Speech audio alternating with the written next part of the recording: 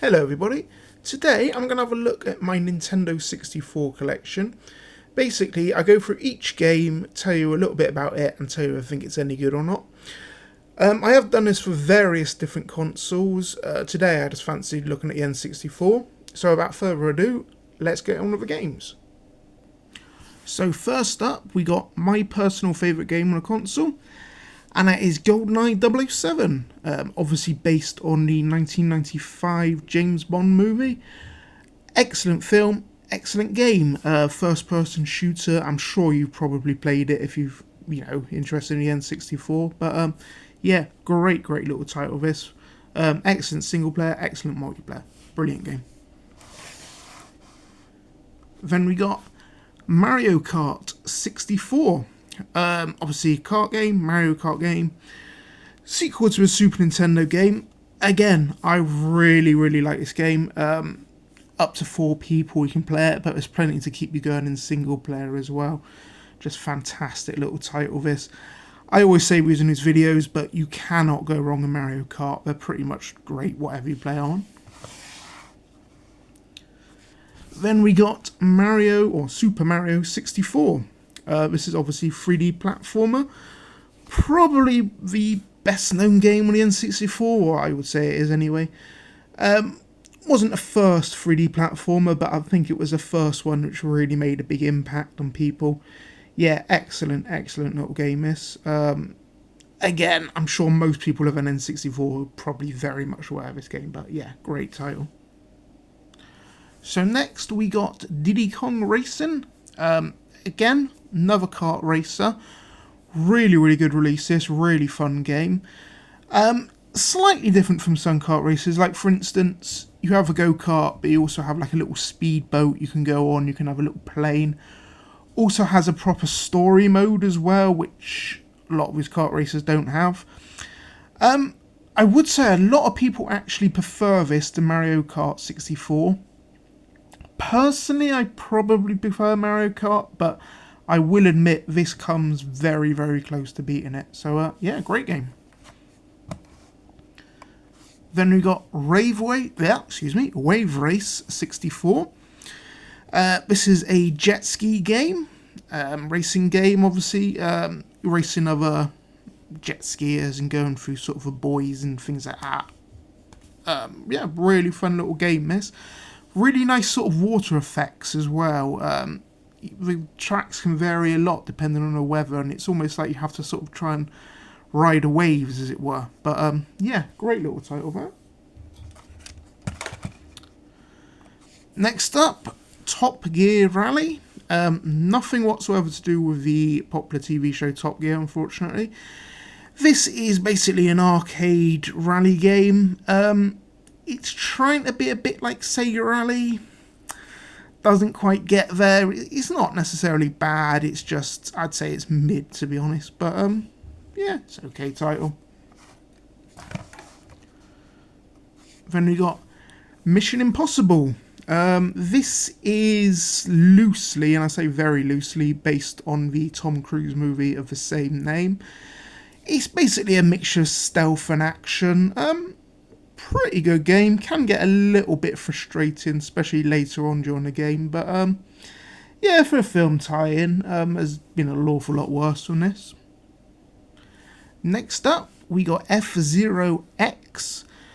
This is obviously a racing game, sequel to the Super Nintendo title. It's basically a futuristic racing game. You're sort of hovering, you can fly over pads, and it gives you a boost. Really good games, F-Zero games, including this one. Very smooth, very fast, lots of people on track as well. Difficulty's just right as well. It's not too easy, it's not too difficult, but yeah, great little title this. All the F-Zero games are really good.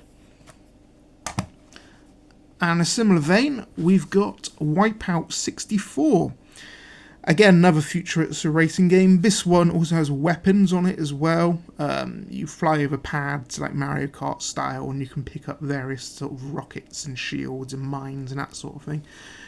Yeah, really good title. This is based on Wipeout 2097, aka Wipeout XL on the PlayStation. has been some changes to it, like I think the music's slightly different on it. I think it's like missing a Prodigy and people like that on it. But apart from that, if you played Wipeout 2097, you played this. I think there's a few extra tracks from the original Wipeout included on this as well. But yeah, overall, really nice game. And another futuristic racer, Extreme G. Now, this time you're in sort of, well, they kind of look like motorbikes. They look like these little bikes they had in Tron, if you remember that. Again, it's got weapons in it. This is okay. I find the controls extremely twitchy on this one. You have weapons, but they often don't really seem to do very much against your opponents. It's not terrible, but it's not great. If you want this sort of game, I'd go F-Zero or Wipeout over this one. So next, it's Killer Instinct Gold. This is a one-on-one fighting game based on Killer Instinct 2 from the arcade with a few little changes to it. This is really, really nice title, this. It's basically... well, it plays like a 2D fighter, but it uses 3D visuals. So it's basically a 2.5D fighter. But yeah, great little game, easy to pick up. You can string together combos. You can even make ridiculous level combos if you get good at it. Looks great as well. It was a very early title, but it still holds up really nicely. Yeah, great little title, this. And then we got Fighter's Destiny. So this one is... again, a fighter, basically a 3D fighter. It's trying to sort of replicate something like Tekken or Virtua Fighter. Doesn't quite get there for me. It's still good, but I wouldn't say it's perfect or anything. One thing it does have, which these other games didn't know, it has sort of point system.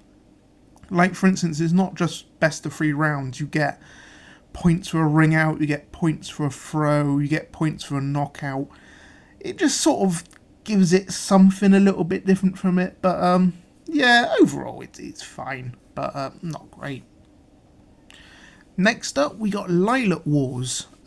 Probably better known to a lot of people as Star Fox 64. For some reason, it was called Lylat Wars in Europe. The original Star Fox on the Super Nintendo was known as Star Wing over here. What's odd is after this, the GameCube onwards, they're just all known as Star Fox again in Europe. I don't know why this all happened, but anyways, yeah, Star Fox 64, Lylat Wars 64, really good game. Obviously a spaceship shooter. You play Fox, who's literally a fox. Yeah, really good game. Not overly long, like you can probably finish it in an hour.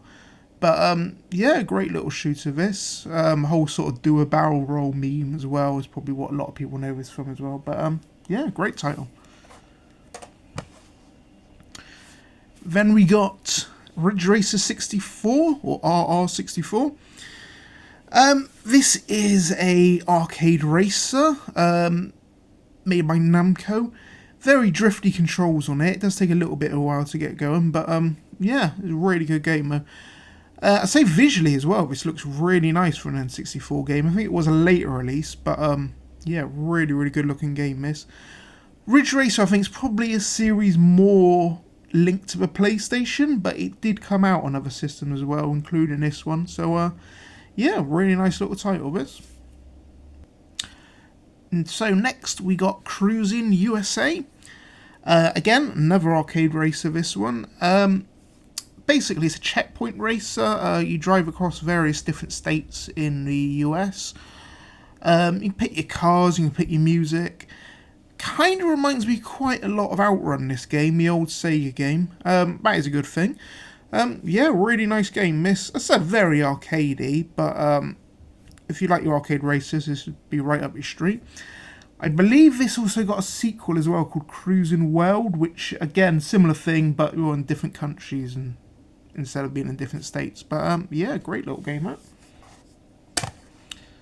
And it also got a GT64. This is a racing game, slightly more simmy than the other two. this is okay. It looks really nice in screenshots. A problem is the frame rate on this is actually really bad. It's very sort of jerky, and I think smoothness is the one thing you really need in a racing game. So as well, there's not a huge amount of tracks on it as well, so you probably might get a bit bored of it after a while. So not awful, but not great either. And we got World Cup 98. So this is obviously based on the World Cup from 1998 in France.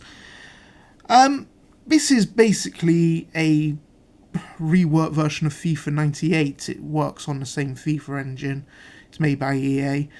Yeah, this is a really nice little game, this. You've got, obviously, real players on this as well. It plays quite smoothly, quite nicely. I said how much you enjoy this is going to be dependent on how much you like football, but yeah, good title. So here we got Command and Conquer. This is a real-time strategy game, basically a port of the PC game. This version's okay. It's missing a few things from the PC version, and well, even from the PlayStation and the Saturn version. Say, for instance, it's missing a lot of the FMVs. You're also missing the music from the actual gameplay as well, which does seem a bit odd that it couldn't have included music, but never mind. It does have some bonuses, like it's got a few extra maps you can play on, and you can also save mid-match, which you couldn't do on the other version, so it's not all bad. As I said, probably PC is probably the ideal way to play this, but yeah, this is an okay port. Next up, we got F1 Pole Position 64. So this is a Formula 1 game, not based on the old Namco series Pole Position. This seems to be made by Ubisoft, so it's slightly different gameplay. But yeah, it's Formula 1, to be honest. If you like Formula 1, you'll probably like it. All controls fairly nicely, runs pretty smoothly, so yeah, pretty good game. Then we got Bust a Move Arcade Edition. Bust a Move 2 Arcade Edition, sorry. You may also know this as Puzzle Bubble as well in certain countries. So this is a puzzle game. You shoot bubbles at the bottom of the screen to match them to various different colours at the top of the screen. You clear the screen, go on to the next level. Pretty good game. Views have been on basically everything from the Super Nintendo right up to like the PS4. The series has been going for absolutely ever. Yeah, it's a nice little title, this. All completely 2D, which is slightly unusual for the N64, but yeah, still really nice game. Next up, Quake 2. This is a first-person shooter, port of the popular PC game. Yeah, really nice game. Controls can take a little bit of time to get used to on this, but once you get a hang of it, it's still a pretty nice game. I believe as well the first Quake also got ported to the N64, which I don't have. I might have to try and pick it up at some point, but yeah, if you like FPSs, be right up your street. And we got 1080p snowboarding. This is a snowboarding game. Pick your characters, you pick your slope, as it were. Pretty nice little title, this. Very similar to Cool Borders on the PlayStation, this, which is not necessarily a bad thing. You can do tricks, or you can just do races against the clock, but yeah, nice little title. Then we got a V-Rally 99 edition. This is obviously a rally game. More of an arcadey style rally game. It's a port of the first V-Rally from the PlayStation, but with a few extras put in as well. Yeah, nice game, this. Again, I think it's trying to be sort of Sega Rally or Colin McRae Rally. Doesn't quite get there for me, but it's still not bad. Controls can be a little bit twitchy on this, I've found. It does take quite a lot of time. And if you mess one thing up on this, you might as well just restart a race as well. It can get quite frustrating, but yeah, not necessarily awful though. Then we got International Superstar Soccer 64. This is obviously a football game or soccer game. Yeah, really nice title. This is probably my favourite football game on the system. If you know the Pro Evolution series, that started off as International Superstar Soccer, and I think about PS2 era they changed over to being PES. Again, really nice game this. Easy to pick up, looks quite nice for a football game.